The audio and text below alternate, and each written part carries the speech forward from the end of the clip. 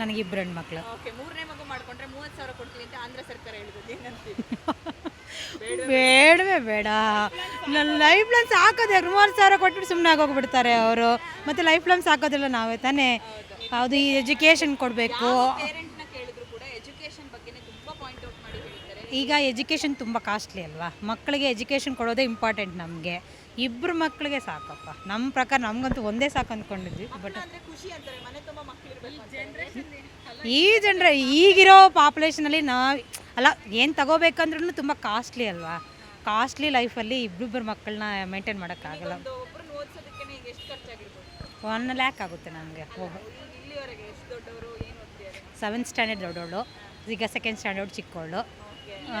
ಈ ಇಯರ್ 2 ಲ್ಯಾಕ್ಸು. 2-3 ಲಕ್ಷ. ಹೌದು. ಈಗ ಮಗು ಹುಟ್ಟಿದ ಮೇಲೆ 30,000 ಅಂತಾರೆ. 30 ಏನೋ ಆಗೋಯ್ತು.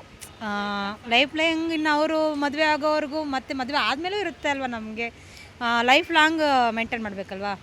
ಆಗಲ್ಲ ಮಾಡಿ, ತುಂಬ ಕಷ್ಟ. ಇನ್ನೊಂದಿದೆ, ಈಗ ಗಂಡ ಹೆಂಡತಿ ದುಡಿಯೋದು ಡಬಲ್ ಇನ್ಕಮ್ ನೋ ಕಿಡ್ಸ್ ಅಂತ, ಡಿಂಕ್ ಅಂತ, ಅದೊಂದು ಟ್ರೆಂಡಿಂಗ್ ಅಲ್ಲಿ ಇದೆ. ನಾವು ಲೈಫ್ ಎಂಜಾಯ್ ಮಾಡೋದು, ಮಗು ಆದರೆ ಎಲ್ಲೂ ಹೋಗೋಕ್ಕಾಗಲ್ಲ, ಬರೋಕ್ಕಾಗಲ್ಲ. ಇದಕ್ಕೇನು ಹೇಳ್ತೀವಿ? ಇಲ್ಲ, ಮಗು ಇರಬೇಕು. ಹೌದು, ನಾವು ಸಂಪಾದನೆ ಮಾಡೋದು ಮಕ್ಕಳಿಗೆ ಇಟ್ಟು ಖುಷಿ ನೋಡೋದು ತುಂಬ ಇಷ್ಟ ಅಲ್ವಾ. ಇರಬೇಕು, ಮಗು ಇರಬೇಕು. ನನ್ನ ಹೆಸರು ನೇತ್ರ, ಅಭಿನೇತ್ರ. ಓಕೆ, ಇನ್ನೊಂದು ಮಗು ಬೇಡ? ಬೇಡವಾ? ನಾವು ಇಂಡಿಯಾದಲ್ಲಿ ಈಗಲೇ 2nd ಪಾಪ್ಯುಲೇಷನಲ್ಲಿ 2nd ಇದ್ದೀವಿ.